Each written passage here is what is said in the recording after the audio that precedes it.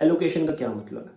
Allocation का मतलब ये है कि अगर आपने CSS के तमाम पेपर पास कर लिए हैं, आपने 12 रिटन एग्जामिनेशन आपने क्लियर कर लिए हैं, आपने मेडिकल क्लियर कर लिया, आपने साइकोलॉजिकल रिटन क्लियर कर ली हैं, आपने साइकोलॉजिकल एक्टिविटीज़ जिसमें speech, Urdu speech, English speech, Urdu group discussion और आपके कमांड टास्क आते हैं, और फिर मेन आपका साइकोलॉजिकल इंटरव्यू और मेन पैनल इंटरव्यू आता है।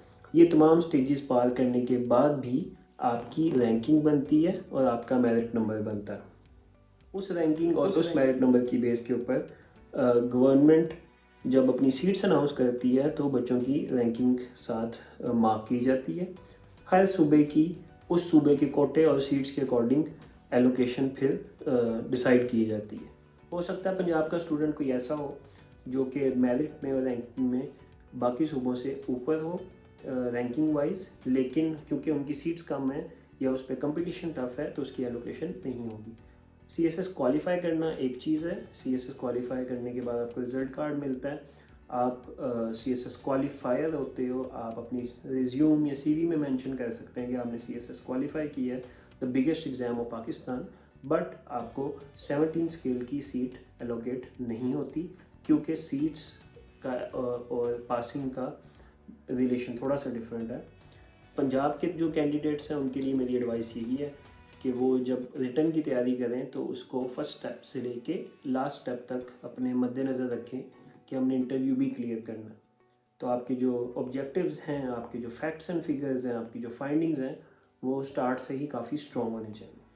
CSS में हर सूबे का कुछ कोटा होता है, हर सूबे की सीट्स डिवाइडेड होती हैं।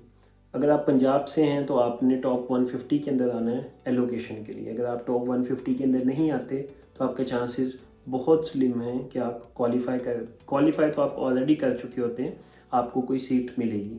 रिकमेंडेड बुक्स कौन सी हैं? मेरी सजेशन ये है कि आप एक रिकमेंडेड बुक FPSC की पढ़ें, एक या दो रिकमेंडेड बुक्स पढ़ें FPSC की। वो FPSC ने अपने सिलेबस के नीचे आउटलाइंस के नीचे रिकमेंडेड बुक्स दी होती हैं, सजेस्टेड रीडिंग्स और रिकमेंडेड बुक्स। उसमें से आप एक या दो ऐसी बुक्स चूज़ करें हर सब्जेक्ट की, और एक बुक आप किसी लोकल पब्लिशर की, किसी एकेडमी की, किसी लोकल राइटर की, किसी नोट्स से आप उसको पिक कर लें। उसका फ़ायदा ये है कि नोट्स से, लोकल पब्लिशर की बुक से आपको हेडिंग्स और सब हेडिंग्स मिल जाती हैं जो कि हमारे बेसिक एजुकेशन स्ट्रक्चर के अंदर हमें पढ़ने की आदत होती है हेडिंग्स और सब हेडिंग्स के साथ। जब आप बेसिक आपको टॉपिक की समझ लग जाएगी कि इसकी हेडिंग क्या है, इसकी सब हेडिंग क्या है, इसको हम किस तरह से इस टॉपिक के अंदर है क्या, उसके बाद आप जब थोड़ा सा पढ़ लेते हैं एक सब्जेक्ट को, उसके बाद आप रिकमेंडेड बुक उठाएं जो FPSC की है, और उस FPSC की रिकमेंडेड बुक से अपने जो आपका बेसिक नॉलेज है उसको फिर टॉप अप करें और अपना स्किल अप करें, अपने आर्ग्यूमेंट स्ट्रॉन्ग करें उन तमाम रिकमेंडेड बुक्स। CSS करने के बाद होता क्या है? अक्सर लोगों को सिर्फ यही पता है कि CSS कर लेंगे तो मौज ही मौज होगी। ये कंसेप्ट है सोसाइटी का। CSS नो डाउट पाकिस्तान की सबसे प्रेस्टिजियस और प्रिविलेज सर्विसेज हैं। क्या CSS करके असिस्टेंट कमिश्नर लग जाते हैं?